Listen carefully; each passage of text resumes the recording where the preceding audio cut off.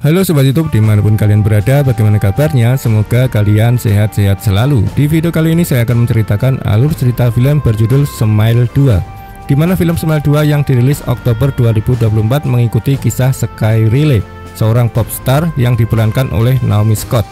Sky sedang mempersiapkan diri untuk comeback tour setelah mengalami masalah dengan penyalahgunaan narkoba dan sebuah kecelakaan mobil yang menewaskan pacarnya Paul Hudson. Sky mengalami serangkaian peristiwa mengerikan dan tidak dapat dijelaskan ketika dia mengunjungi bekas dealer obatnya Louis Fregoli untuk membeli Vicodin setelah cedera punggungnya. Bagaimana ceritanya? Oke, mari kita mulai.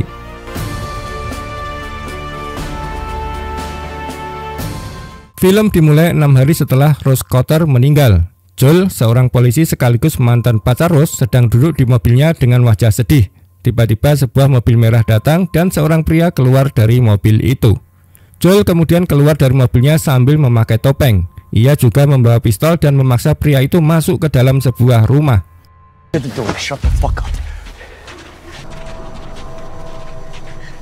Ketika mereka sudah di dalam rumah, saudara laki-laki pria itu mencoba menembak Joel.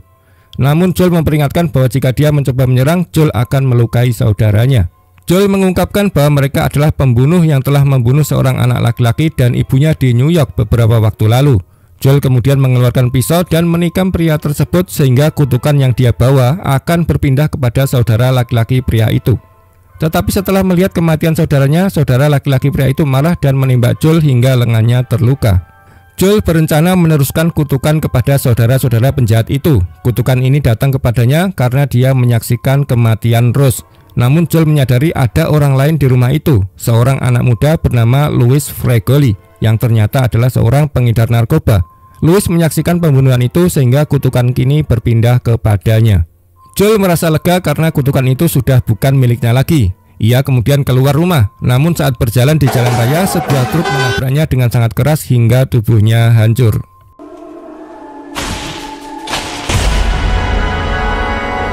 Di New York City ada seorang bintang pop bernama Sky Riley. Ia baru saja tampil di sebuah acara besar setelah mengalami banyak kesulitan. Sky sebelumnya berjuang melawan kecanduan narkoba dan juga pernah mengalami kecelakaan mobil yang merenggut nyawa pacarnya Paul Hudson. Sky mengumumkan bahwa ia akan memulai tur baru setelah tanda kembalinya ke dunia musik. Dalam wawancaranya, Sky menceritakan masa lalunya yang sulit, termasuk pengalaman buruknya dengan narkoba. Ia mengaku bahwa ia telah membuat banyak kesalahan, merasa sangat malu dan berjanji untuk tidak mengulanginya lagi. Sky juga meminta maaf kepada para penggemarnya dan orang-orang terdekatnya. Para penggemar Sky sangat senang dan antusias dengan kembalinya Sky. Banyak orang berkumpul untuk melihatnya ketika ia keluar bersama asistennya Joshua, ibunya Elizabeth.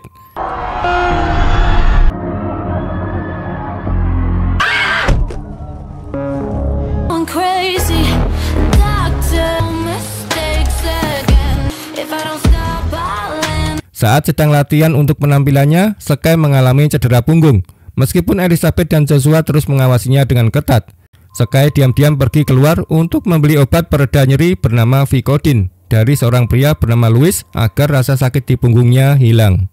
Sky akhirnya bertemu dengan Louis, tetapi Louis yang ia temui tampak berbeda. Sky tidak tahu bahwa Louis sedang berada di bawah pengaruh kutukan yang menyeramkan. Louis mulai melihat hal-hal yang tidak bisa dilihat oleh Sky. Tiba-tiba Louis tersenyum dengan cara yang menakutkan, lalu menghancurkan wajahnya sendiri dengan pelat barbel.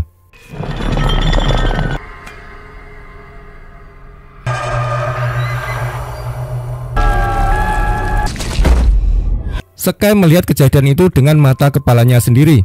Setelah Louis meninggal, kutukan tersebut berpindah ke Sky karena ia menyaksikan peristiwa mengerikan itu.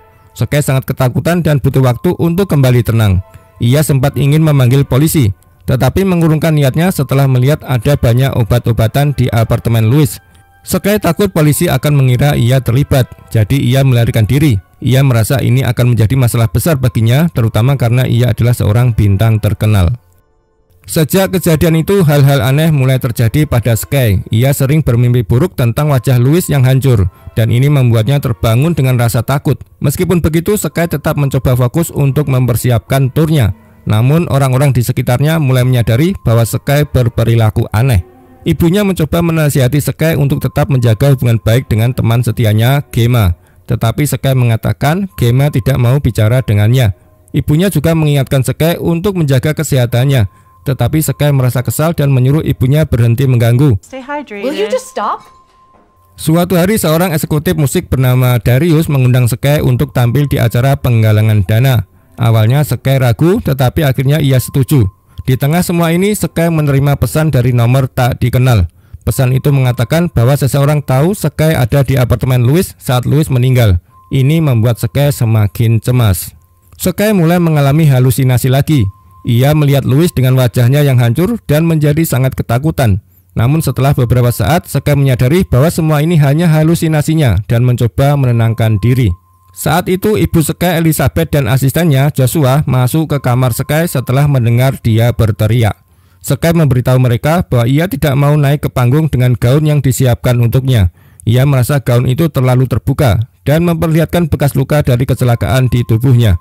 Elizabeth dan Joshua mencoba meyakinkan Sky untuk tetap memakai gaun itu, tetapi Sky tetap menolak.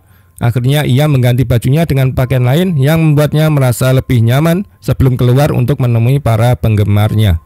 Di luar, Sky bertemu dengan banyak penggemar. Ia memberikan tanda tangan dan berfoto selfie dengan mereka. Namun salah satu penggemar mulai menggoda Sky. Ketika mereka sedang foto bersama, Sky merasa tidak nyaman, berteriak dan mendorong pria itu menjauh. Pria tersebut tiba-tiba menyatakan cinta kepada Sky, tetapi para penjaga segera membawanya pergi. Sky merasa sangat takut dan terguncang. Ibunya mencoba menenangkan Sky agar ia bisa merasa lebih baik.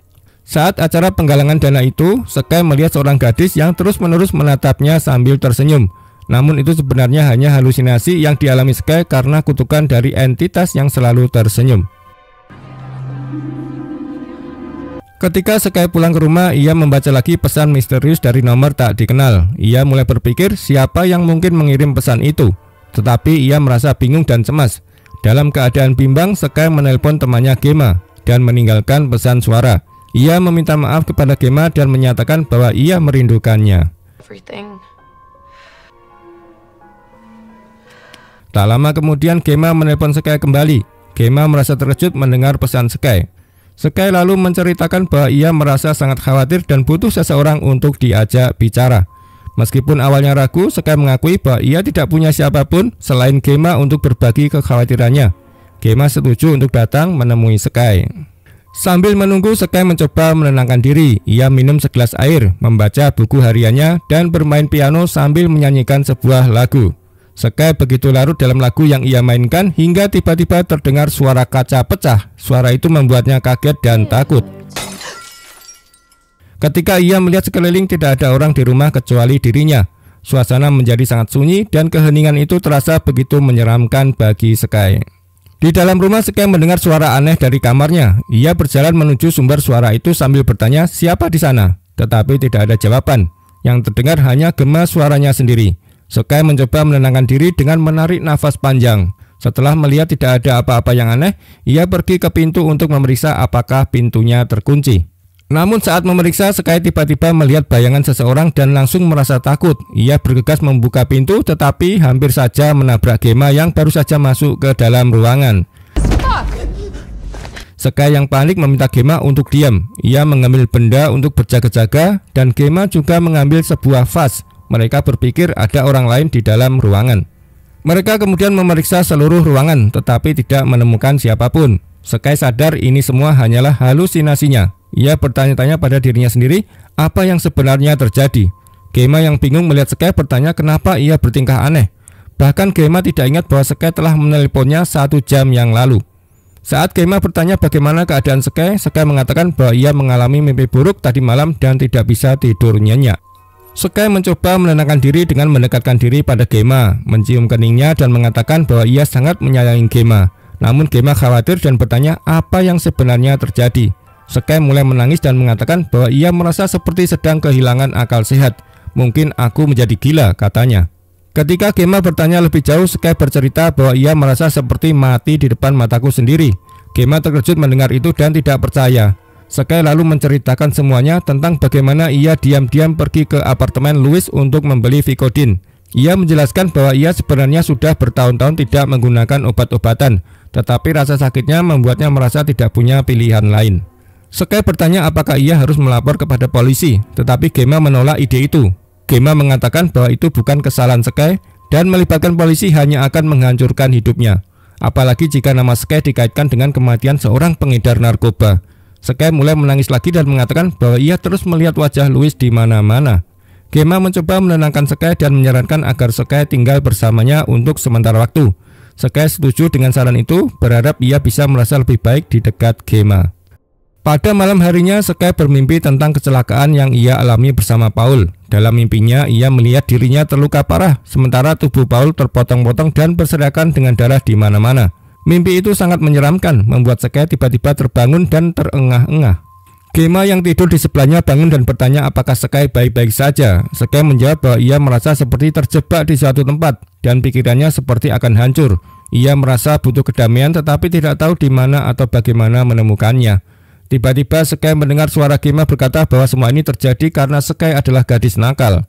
Sekei merasa bingung dan bertanya kepada Gema apa maksud ucapannya.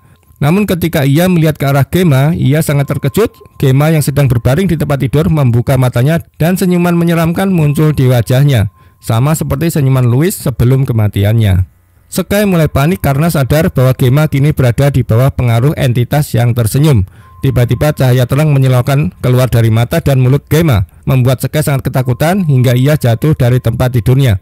Ketika Sekei berdiri, ia melihat bahwa Gema sudah tidak ada di tempat tidur. Sekei mencoba memahami apa yang sedang terjadi, tetapi kemudian Gema muncul dari dapur sambil bertanya apa yang terjadi.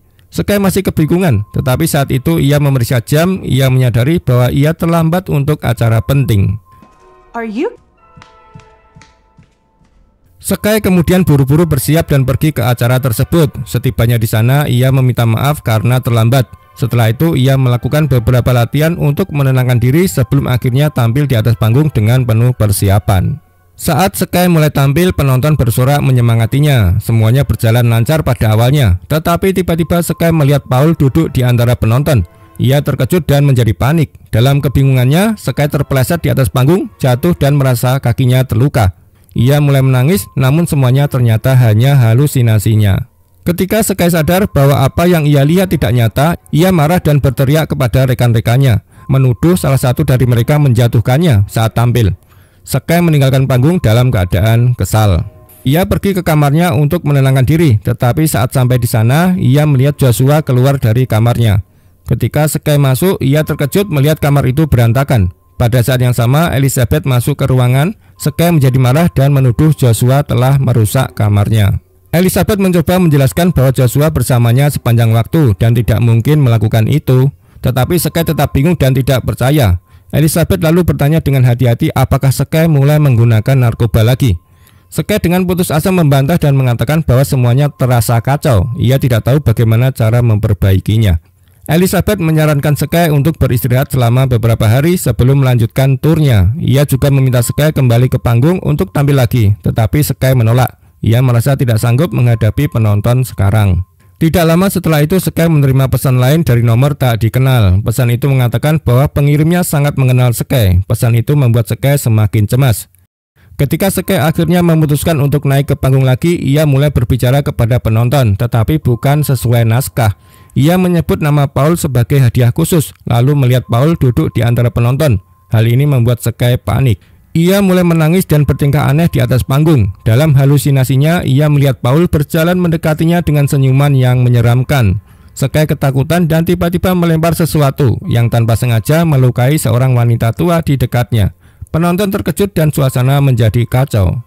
Di atas panggung itu, Sekei menerima pesan lain dari nomor tak dikenal. Pesan itu mengatakan bahwa Sekei sedang dalam bahaya besar dan mereka harus segera bertemu. Sekei merasa bingung dan bertanya siapa orang itu. Orang tersebut menjawab bahwa ia nyata dan semua hal yang Sekei lihat dan alami juga benar-benar terjadi. Orang itu kemudian mengirimkan video Louis yang ternyata diposting hanya 4 jam sebelum kematiannya. Video itu membuat Sekei semakin panik dan ketakutan. Sekei segera bersiap-siap untuk meminta orang tak dikenal itu untuk bertemu dengannya di tempat umum. Orang tersebut lalu mengirimkan lokasi tempat mereka bisa bertemu. Sekei memutuskan untuk pergi ke sana tanpa membuang-buang waktu.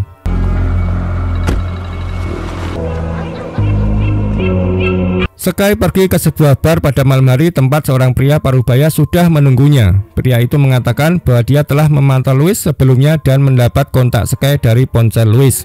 Saat Sky bertanya mengapa dia memata-matai Louis, Morris menjelaskan bahwa kekuatan supernatural mengambil alih Louis dan akhirnya membunuhnya secara perlahan. Awalnya Sky tidak percaya, tetapi dia mulai terdiam dan terkejut ketika Morris mengatakan bahwa mereka yang terkena pengaruh entitas ini akan melihat orang-orang dengan senyuman menyeramkan. Pria itu bahkan tahu bahwa Sky mengalami hal yang sama. Saat itu ibu Sky menelepon tetapi Sky tidak menjawabnya. Sky memberitahu pria itu bahwa dia merasa bingung dan tidak tahu apa yang sedang terjadi padanya. Pria tersebut menjelaskan bahwa entitas yang tersenyum adalah semacam parasit yang tinggal di dalam pikiran korbannya. Parasit ini memakan energi negatif dari korbannya selama seminggu, membuat korban menjadi tidak stabil. Setelah itu entitas berpindah ke orang lain yang menyaksikan korban mati. Sky bertanya bagaimana Morris bisa tahu semua ini. Morris menjelaskan bahwa saudaranya juga pernah dibunuh oleh entitas yang sama, dan sejak saat itu dia berusaha mencari tahu apa sebenarnya yang terjadi. Ketika Sky bertanya mengapa dia tidak melaporkan hal ini ke polisi, Morris menjawab bahwa ini semua adalah kekuatan supranatural dan tidak ada yang bisa dilakukan oleh polisi. Pria itu meminta Sky bekerjasama untuk menghentikan entitas ini, tetapi Sky menolak dan mencoba pergi. Pria itu memaksa Sky untuk mendengarkan, memperingatkan bahwa waktu Sky hampir habis dan entitas bisa mengambil alih kapan saja untuk membunuhnya. Setelah kembali ke kamarnya, Sky merasa frustasi dan menghancurkan barang-barang di sekitarnya. Dia mencoba minum obat untuk menghilangkan rasa takut dan traumanya. Namun tiba-tiba dia mulai melihat banyak orang dengan senyuman menyeramkan mengelilinginya. Sky jatuh dan mengalami gangguan mental yang berat.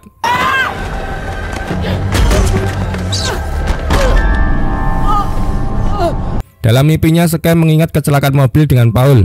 Dalam mimpi itu terungkap bahwa Sky sengaja menabrakkan mobilnya, menyebabkan kematian Paul karena dia mengejeknya dengan menyebutnya gila.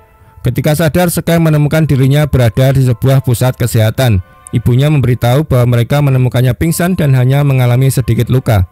Sky mengatakan bahwa dia tidak ingin tampil di konser dan ingin pergi dari sana, tetapi ibunya menolak. Sky marah dan mengatakan kepada ibunya bahwa dia memperlakukannya seperti mesin uang. Ibunya tersinggung dan memarahi Sky, menyebut anaknya yang kasar dan tidak tahu berterima kasih. Dia juga mengatakan bahwa Sky telah menghancurkan hidup semua orang di sekitarnya. Namun sebagai seorang ibu, ia selalu mendukung dan berkorban untuk Sky, bahkan ketika Sky terus bersikap keras kepala. Sky mulai menangis dan di dalam kamar itu tiba-tiba ibunya tersenyum aneh. Tetapi setelah itu dia memecahkan cermin dan menggunakan pecahannya untuk menyakiti dirinya sendiri. Sky yang melihat kejadian itu panik dan langsung berlari keluar dari kamar. Setelah beberapa waktu Sky sadar ada pecahan cermin berdarah di tangannya. Itu adalah pecahan yang tadi digunakan ibunya. Sky merasa sangat bingung dan sedih. Sky mulai menampar wajahnya sendiri, seolah tidak percaya dengan semua yang terjadi. Tiba-tiba dia mendengar suara ketukan di pintu. Itu suara Joshua. Joshua meminta Sky untuk keluar dan menemuinya. Beberapa waktu kemudian Sky melarikan diri. Dia mengambil sebuah pistol dan mengancam orang-orang di sana karena merasa sangat takut dan bingung. Setelah berhasil keluar, Sky bertemu Gemma di jalan. Gemma heran dan bertanya apa yang terjadi. Tanpa menjawab, Sky memanggil mobil lalu ia dan Gemma pergi dari tempat itu secepatnya. Dalam perjalanan, Sky meminta bantuan temannya Morris. Morris langsung mengirimkan lokasi agar Sky bisa menemukannya. Sky lalu meminta Gemma, temannya yang ikut bersamanya, untuk menjauh pergi. Sky berkata kalau tidak dia akan membuat hidup Gemma hancur, sama seperti orang lain. Tetapi Gemma menolak dan bilang kalau dia tidak akan meninggalkan Sky sendirian. Tiba-tiba telepon Sky berdering. Sky merasa kaget karena yang menelpon adalah Gemma, padahal Gemma sedang bersamanya di mobil.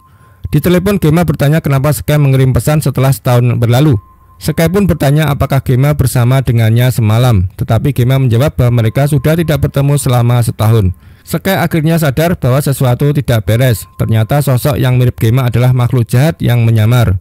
Sky menutup matanya dan ketika membukanya dia menyadari bahwa dia sedang sendirian di dalam mobil. Gemma tidak ada di sana.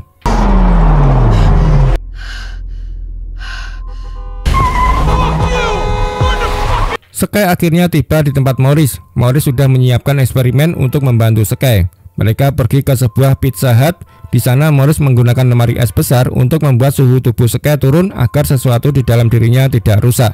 Setelah itu Morris pergi sebentar. Saat Morris pergi, tiba-tiba makhluk jahat muncul. Makhluk itu mengambil wujud Sky yang dulu. Sky berusaha melawan.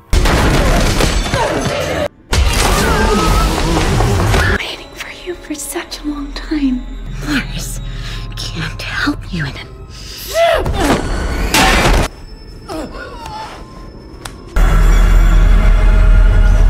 Setelah banyak perjuangan, Sky menyuntik dirinya sendiri untuk menghentikan jantungnya. Berpikir itu akan menghentikan makhluk itu. Tetapi makhluk jahat itu berkata bahwa semuanya hanya ilusi dan Sky tidak akan pernah bisa menang. Tiba-tiba Sky mendapati dirinya di atas panggung, siap untuk tampil. Di sana dia melihat ibunya hidup kembali, tetapi kemudian sadar bahwa semua itu hanya halusinasi, khayalan di kepalanya. Makhluk jahat itu muncul lagi, kali ini dalam wujud menyeramkan. Sky sangat ketakutan dan mulai menangis. Makhluk itu kemudian merobek mulut Sky dan masuk ke dalam tubuhnya. Di mata penonton, Sky terlihat seperti tercekik dan jatuh pingsan. Namun ketika Sky berdiri lagi, dia sudah kerasukan oleh makhluk itu. Sky tersenyum menakutkan. Dengan mikrofon di tangannya, Sky menusuk matanya sendiri hingga meninggal. Semua penonton di sana terkejut dan ketakutan. Karena kejadian itu, senyuman mengerikan makhluk tersebut mungkin mulai menyebar ke semua penggemar Sky Relay yang menonton pertunjukan tersebut. Dan cerita pun selesai. Oke teman-teman, begitulah alur cerita film Smile 2, di mana film Smile 2 yang rilis Oktober 2024 mengikuti kisah Sky Relay, seorang popstar global yang diperankan oleh Naomi Scott. Sky sedang mempersiapkan diri untuk comeback tour setelah mengalami masalah dengan penyalahgunaan obat dan sebuah kecelakaan mobil yang menewaskan pacarnya Paul Hudson. Sky mengalami serangkaian peristiwa mengerikan dan tidak dapat dijelaskan ketika dia mengunjungi bekas dealer obatnya Louis Fragoli untuk membeli Vicodin setelah cedera punggung. Louis yang telah mewarisi kutukan dari entitas yang dikenal sebagai Smile Entity setelah kejadian dengan Joel, seorang polisi yang terkena kutukan sebelumnya. Tiba-tiba Louis menjadi histeris dan melukai dirinya sendiri hingga tewas di depan Sky. Setelah kejadian ini, Sky mulai dihantui oleh halusinasi dan penglihatan yang mengerikan, membuatnya mempertanyakan kewarasannya dan realitas sekitarnya. Dia harus berjuang melawan ketakutan dan kecemasan sambil mencoba mempertahankan karirnya sebagai popstar. Sky juga harus menghadapi masa lalunya yang kelam untuk mendapatkan kembali kendali atas hidupnya sebelum semuanya menjadi tidak terkendali. Oke, sekian cerita dari saya, sampai jumpa di video selanjutnya. Jangan lupa subscribe.